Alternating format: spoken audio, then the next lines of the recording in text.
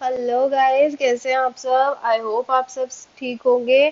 तो I Alka, welcome back to our YouTube channel. Last video थोड़ी ज़्यादा ही एक ही टॉपिक पे बना पाई थी, तो आगे कंटिन्यू करते हैं हमारे चैप्टर सोल्यूशन के साथ। इसमें मैं आपको थोड़े से जो है आगे के टॉपिक के बारे में बताऊंगी।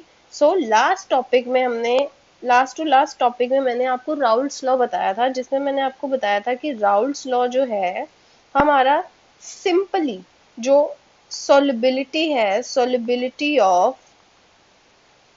solid in liquid और liquid in liquid को डिस्कस करता है।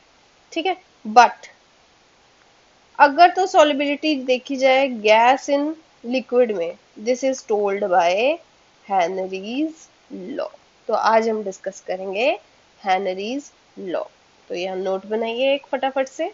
नोट क्या बनाना है आपको? नोट बनाना है कि solubility of gases in liquid is given by which law? Henry's law। क्या बोलता है? ये भी उसी की तरह बोलता है कि vapour pressure of the gas is directly proportional to the mole fraction। ठीक है जी। मोल फ्रैक्शन किसकी? Of gas in liquid. तो अगर यहाँ पे हम प्रोपोर्शनैलिटी का साइन हटाएं, हमारे पास के एच आता है। This is called Henry's constant.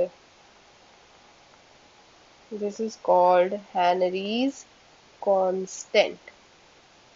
ठीक है जी। Therefore solubility is told by concentration term. Concentration term मतलब मोलैरिटी या फिर मोलैलिटी, आगे डिस्कस करेंगे, या फिर मोल फ्रैक्शन। ये जो मोल फ्रैक्शन है, this is your concentration term. This is called concentration term, जिसमें हम कंसेंट्रेशन को एक्सप्रेस करते हैं। नेक्स्ट जो इम्पोर्टेंट है, जो आपको इजी टू रिमेम्बर रखना है, वो ये है यूनिट्स क्या होती हैं, पूछा जाता है। यूनिट्स ऑफ के एच। अब बच्चों को लगता है कि ये हैनरी का कांस्टेंट है तो ये यूनिटलेस होगा, बट नहीं। आपकी जो मोल फ्रैक्शन होती है ना, एक्स, इसके कोई यूनिट्स नहीं होते। Mole fraction is unitless. याद रखना, बेसिक कॉन्सेप्ट्स में करेंगे। इसका मतलब अगर ये यूनिटलेस है तो आपका पी किसके इक्वल हो गया? के एच। यानी कि जो भी यूनिट्स आपकी प्रेशर की रहेंगी, चाहे बार, चाहे एटमॉस्फेयर, चाहे टॉर, चाहे mm of hg, these will be the units of kh। आगे चले। अगला इंपॉर्टेंट है, रिलेशन क्या है, बड़ी बार पूछा जाता है, बिटवीन kh एंड टेम्परेचर। तो kh जो होता है ना, it is directly proportional to temperature. जानने की जरूरत नहीं है कैसे आया, बस इतना याद रखना कि एज टेम्परेचर इंक्रीजेस, आपको पता है जैसे जैसे टेम्परेचर बढ़ता जाएगा के एच की वैल्यू इंक्रीज करेगी and solubility of gas in liquid decrease करेगी।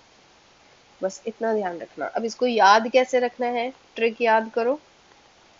कोल्ड ड्रिंक, आपको पता है मैंने बताया था, बहुत आपकी फेवरेट एग्जांपल है कोल्ड ड्रिंक। क्या होता है इसमें? CO2 ऐड होती है बेसिकली लिक्विड में, जिसको मान लो वाटर ले लिया, है ना। और आपको पता है ना, कोल्ड मतलब आपको ठंडी ठंडी अच्छी लगती है। ठंडी मतलब टेम्परेचर कैसा होता है? कम। जितना कम टेम्परेचर होता है उतनी ज्यादा सॉल्युबिलिटी किसकी होती है? CO2 की। मतलब इन कोल्ड, आपको पता है solubility of CO2 is more. जितना आपकी कोल्ड ड्रिंक आपको ठंडी पसंद है ना, क्यों? क्योंकि टेम्परेचर कम होता है तो उसमें सॉल्युबिलिटी ज्यादा। अदरवाइज अगर टेम्परेचर बढ़ गया, CO2 मिक्स नहीं होगी और आपकी कोल्ड ड्रिंक क्या होगी? मीठा पानी बन जाएगा। ठीक है जी।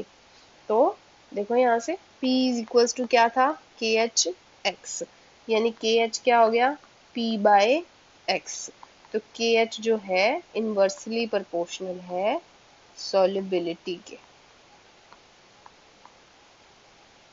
ठीक है जी, इजी। ओके, तो नोट, एक और नोट बनाइए। आपने मैम ये तो बता दिया टेम्परेचर बढ़ेगा तो इसकी सॉल्युबिलिटी कम हो जाएगी, और यहीं पे नोट बना लो, प्रेशर भी,